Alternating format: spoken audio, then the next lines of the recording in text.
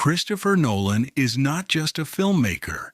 He is a force that bends cinema itself. A director who built universes out of time, memory, dreams, war, and the fragile edges of human courage.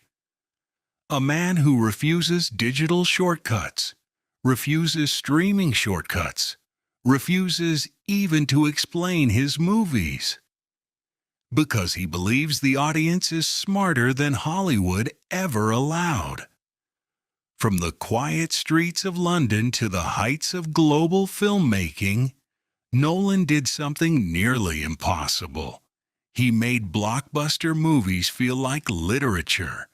He turned summer spectacles into philosophical puzzles. He made thinking thrilling. But behind the controlled voice, the sharp suits and the meticulous frames lies a story of obsession, insecurity, discipline, and a lifelong battle with his own fear of the ordinary. This is the life of Christopher Nolan, the last uncompromising storyteller of our time. Christopher Edward Nolan was born on July 30, 1970, in London, the middle child of a creative household.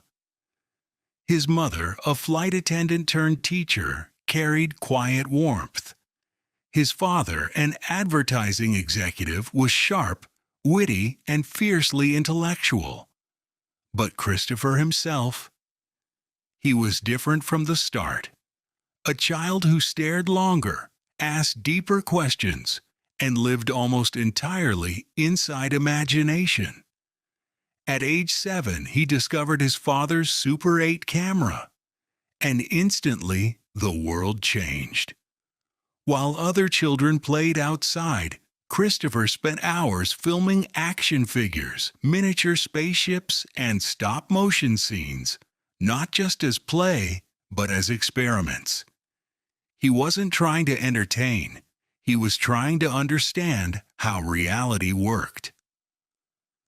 He once said that seeing Star Wars as a boy didn't make him dream of space. It made him dream of making people feel something the way he felt that day in the theater. Even as a child, the seeds of his style were there: minimalism, precision, controlled chaos, and a deep fascination with the rules of the universe. At University College London, while others drank, partied, and drifted through their 20s, Nolan lived in the editing room. He chose UCL not for prestige, but because their film program let students handle real 16mm cameras. Even if they had to beg for the equipment, he shot short films on weekends, borrowed lights, begged classmates to act, used street lamps as key lights, used alleyways as sets. He learned to survive with nothing, a lesson that would define his entire career.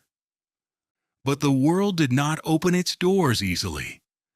Graduation brought silence, rejections, years of comeback later, years of scripts ignored, meetings canceled, emails never answered. Nolan was talented, but talent is not enough. What he did have was something rarer: a refusal to quit. He made following on a shoestring budget, filming only on weekends because that was when the cast had time, and shooting only one take at a time to conserve film. It was raw, but it was unmistakably Nolan. A labyrinth of identity, morality, and the fragile line between observer and participant. And suddenly, Hollywood leaned in. In 2000 came the film that changed everything: Memento, a story told backwards. A man with no short-term memory. A narrative structure so bold, audiences walked out stunned, debating what was real and what was fabricated. Critics called it revolutionary. Nolan called it logical. As humans, he said, We create meaning by putting fragments together. He simply mirrored that on screen. And Hollywood suddenly realized this man wasn't just making movies, he was rewriting the rules. Then came Insomnia, his first studio film. And it proved what studios fear most, that a director with vision and a director with discipline can be the same person. Studios saw profit, audiences saw brilliance. And one legendary producer made a phone call that changed Nolan's life forever. Do you want to come in and talk about Batman? In 2005, Batman Begins didn't just reboot a franchise. It redefined what superheroes could be. Gone were the cartoonish villains, neon lights, and campy costumes. Nolan grounded the character in trauma, philosophy, and moral ambiguity. He made Gotham real. He made Bruce Wayne human. He made superheroes adult. But it was 2008's The Dark Knight that cemented him as one of the greatest directors alive. Heath Ledger's Joker, the moral dilemmas, the realistic action, the absence of CGI whenever possible, the IMAX cinematography. It wasn't a comic book film, it was a crime thriller, a psychological war, a meditation on chaos and fear. And Nolan delivered it with a precision that few directors can even imagine. The world watched. The Oscars changed their rules. A new cultural myth was born. With Hollywood at his feet, Nolan could have made anything. He made Inception, a puzzle box of dreams, a heist film without a vault, a movie where reality folded into itself like origami. Studio executives didn't understand the script. But Nolan didn't need their understanding. He needed their trust. He had earned it. And Inception became an instant cultural phenomenon. So layered, so carefully constructed, that audiences watched again and again, searching for answers Nolan would never give.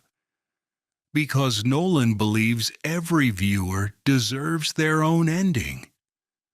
Then came Interstellar, a film that wasn't just science fiction, but a love letter to time, gravity, and the bonds that hold us together when the universe tries to tear us apart. Matthew McConaughey's breakdown, Murph screaming at her father through time, the bookshelf, the wormhole, Hans Zimmer's organ echoing like a cathedral. Interstellar wasn't a movie, it was a spiritual event. And it solidified Nolan as a director not of genres, but of human questions. Dunkirk shattered the war genre. No traditional characters, no backstories. Just survival, perspective, and relentless pacing. Land, sea, air.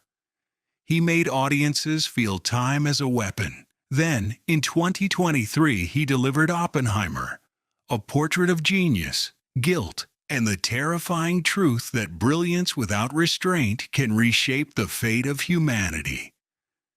It won Best Picture. It won Best Director. It cemented Nolan not just as a filmmaker, but as a defining cultural voice of this era.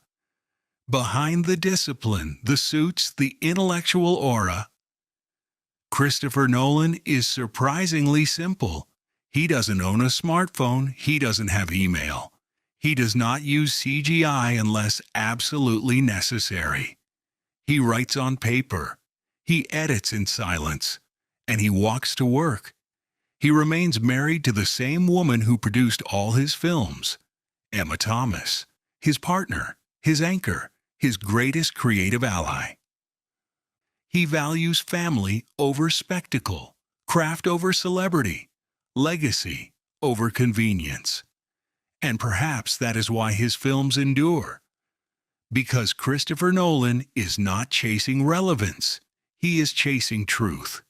Truth about time. Truth about memory. Truth about the fragile human heart beating inside the vast machinery of the universe. He is the rare artist who refuses to compromise. The rare director who still believes movies matter.